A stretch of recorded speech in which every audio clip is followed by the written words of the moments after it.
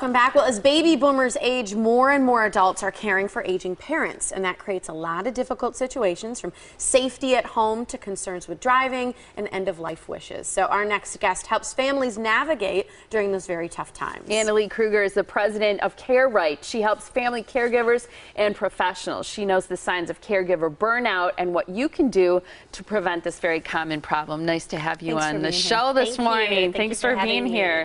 There are a lot of family caregivers out there, right? There are 65.7 million unpaid family caregivers.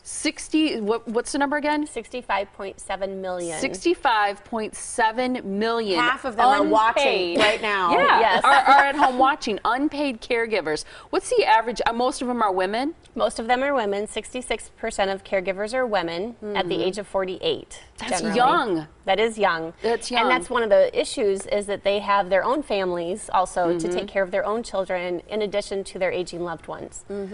What do you think is a very common, because I think that the term that we sort of used as we introduced you, that caregiver burnout, is something that might resonate with a lot of people who are at home giving care to their families and probably feeling a lot of guilt about feeling that way. But what is a burnout of a caregiver? Typical caregiver burnout is feelings of being overwhelmed, confused, anxious, not feeling like you have a lot of control in your life or balance in your life, trying to juggle way too many things. And then what typically happens is the caregiver doesn't take care of themselves. They let their own medical issues slide, or their own rest. A lot of people don't rest very well because they're always worried about some responsibility that they have. And socializing and relaxation. Is hard. Socializing is hard, especially if they're dealing with a loved one with dementia who maybe can't be home alone for long periods of time.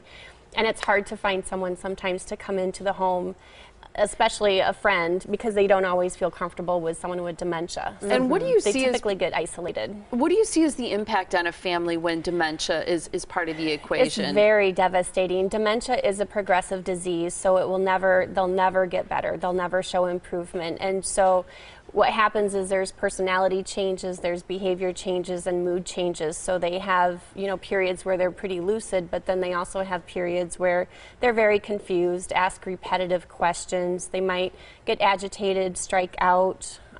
They might cry. They have more symptoms of depression sometimes because they know that there's something that's not quite right with how they view the world, but because of the dementia and the disease progression, they can't really articulate things that are concerning to them.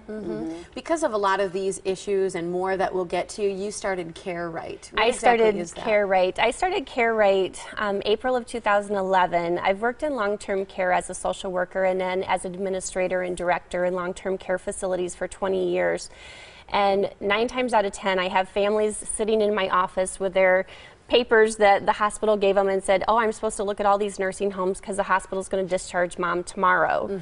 And they don't have the first clue of what to do, and it's really scary, it's really overwhelming. One of the hardest decisions ever is to decide that it's time to put someone that you love in a nursing home or a facility.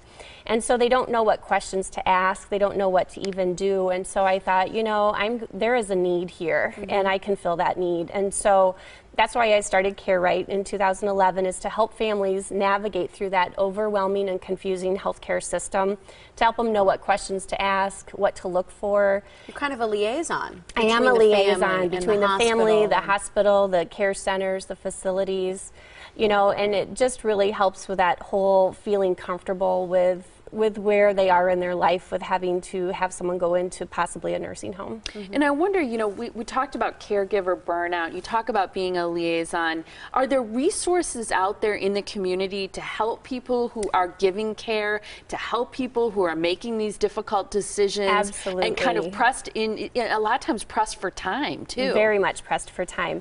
And there's a lot of community resources. There's the Aging and Disability Resource Center, the ADRC. Most counties have those.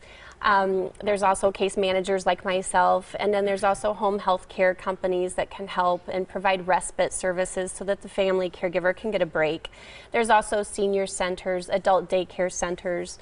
So there's a slew of resources. Is part of what you do kind of helping people become aware of those and hooking them up with the right resource for their situation? Yes. And do you do webinars? I do online e-learning and webinars, absolutely. There's 30 topics on my website ranging from anything related with geriatrics and their families, as far as caregivers, taking care of yourself, helping your loved ones stay at home as long as possible. There's fall prevention webinars on there.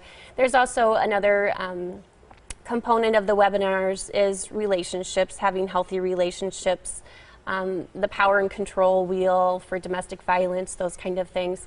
And then there's also a third category that I do for the education industry. I've had some schools reach out to me and ask for some seminars on bullying and the effects of bullying and what the impact of bullying has on the students. Because you do a lot of professional speaking too, I do right? a lot of professional speaking. That's a large part of my company, as well as the case management and helping hook people up into the resources that are best for them.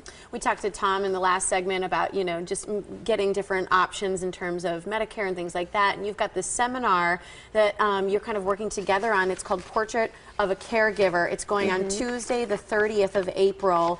You can register online at a website we're going to give you in just 1 second for Care Right Seminar. It's going on from 8:30 until noon, and it's at the Knights of Columbus on 103rd Street in Greenfield. It's just $50 to attend, but right now we have a very special offer for Morning Blend viewers. If this is a topic of interest to you, and I think it is to so many, right now for the first 25 people who register for the seminar, you'll get $10 off if you use the promo code Morning Blend, all one word, Morning Blend. Here's how you register for the Care Right Seminar, April 30th.